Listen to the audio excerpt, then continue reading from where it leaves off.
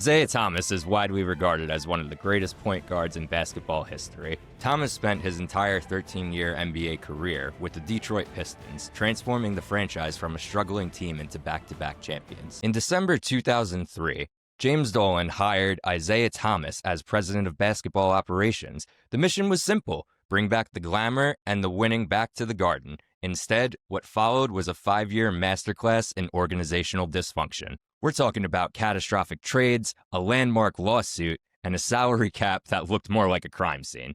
Isiah's philosophy was star power at all costs. But he forgot one thing: team chemistry, and that throwing a bunch of stars on one team is not always going to cause winning.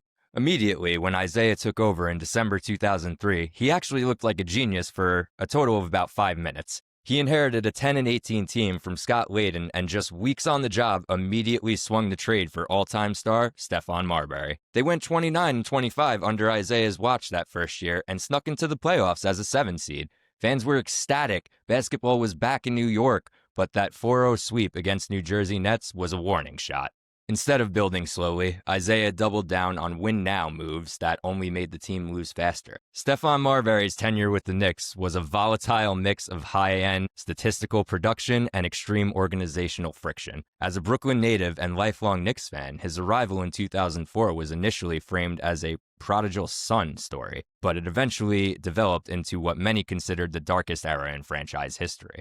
Between off-the-court issues, rivalries with President Isiah at the time, and head coach Brown, by 2006, Marbury was a known head case and public enemy number one for the Knicks fans. Despite his solid 19.3 points per game average as a Knick, his locker room cancer label and $20 million per year salary effectively paralyzed the team from ever being able to move him and start fresh. Don't worry, it gets worse. By the 2005 season, the dysfunction was undeniable. After just one decent playoff series, Isiah Thomas gave Jerome James, a career bench player, 5 years, $30 million contract for just one solid playoffs with the Supersonics. James lasted 4 years on the Knicks and never averaged more than 3 points per game. Now, 2005 was also the year of the Eddie Curry trade.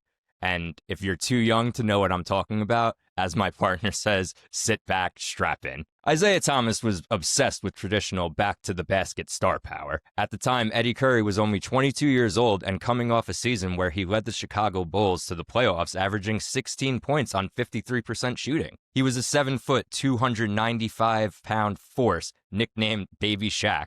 To Isiah, Curry was the franchise center that the Knicks had lacked since Patrick Ewing. He believed he could build an interior or simply out-muscle the rest of the Eastern Conference. Isiah was obsessed with bringing New York their next Ewing, even if it meant sacrificing their whole future to do so. The only reason Curry was even available was because the Bulls were terrified to play him. Curry had been diagnosed with an irregular heartbeat. Isiah incredibly gave up a motherload of assets. The Knicks sent Mike Sweetney, a former top 10 pick, Tim Thomas, and Jermaine Jackson to Chicago. Most devastatingly, they gave up 2 unprotected first-round picks. Yeah, those 2 picks we gave up, that ended up being Andre Iguodala and Joakim Noah. So think about that for a minute. Immediately after the trade, Isiah signed Curry to a massive 6-year, $60 million contract, locking the Knicks into his health and performance long-term. Initially, the trade looked like it might provide a scoring punch. In his second season, Curry had the best year of his career.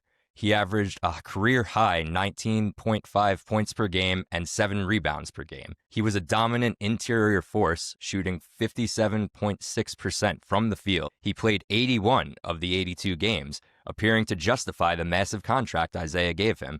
And here it comes, everybody. Wheels began to fall off quickly. Despite his scoring, the Knicks weren't winning, and Curry's lack of defensive impact became a major talking point. Curry began to struggle significantly with his weight, reporting to camp heavier year after year. In 2007, his scoring dropped to 13.2 points per game, and he managed only 59 games due to injuries and lack of conditioning. Despite being 7 feet tall, he famously averaged fewer than 1 block and 1 assist per game, leading to a joke that he was worthless if he wasn't scoring. By 2008, he was riding the bench, making $10 million a year. Yeah, that might just be the easiest job of all time. In 2006, James Dolan did the unthinkable. Instead of firing Isiah after the Larry Brown disaster, he made Isiah the head coach too. February 2006, the Knicks were 15-37. They were the second worst team in the league. Most GMs would be looking to sell assets or draft picks. But Isiah Thomas, He went shopping for another all-star. He traded for the franchise Steve Francis. On paper, it sounded incredible. Two of the most explosive, high-scoring guards of the early 2000s sharing a backcourt. In reality, it was a disaster before the first whistle even blew. To get Francis, Isiah traded away an expiring contract, Penny Hardaway, and a young, defensive-minded forward named Trevor Ariza. Ariza was one of the few bright spots on the roster. He eventually went on to be a vital starter in the Lakers' 2009 championship team. While Orlando got cap relief, the Knicks took on the remaining $49 million of Francis's contract. The Fire Isiah chants at the Garden became a nightly ritual. In 2 seasons as coach, he went 56 and 108. Players were benched for personal feuds, the defense was non-existent, and the media was in a state of constant war with the front office. Marbury and Francis were both known as ball stoppers, guys who could take the possession and create points, but putting them on the same team is like trying to drive a car with 2 steering wheels. We should all drive.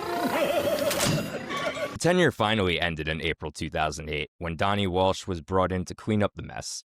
Isiah was fired as coach and president, leaving behind a team with no draft picks, no cap space, and a toxic reputation. To be fair, he drafted David Lee, Wilson Chandler, and made a solid trade for Nate Robinson. But you can't build a skyscraper on a foundation of sand. During his full 5-season tenure overseeing the roster, the Knicks compiled a total record of 138 and 237. The team never finished with the winning record under his leadership. They made the playoffs once, where they were swept in the first round. Thanks for watching. Be sure to like, subscribe, and follow @ValleySportsPod. Comment down below what you want to see next in this series. Click here to see my top 5 series, and click here to see full episodes of Valley Sports Pod. Take care.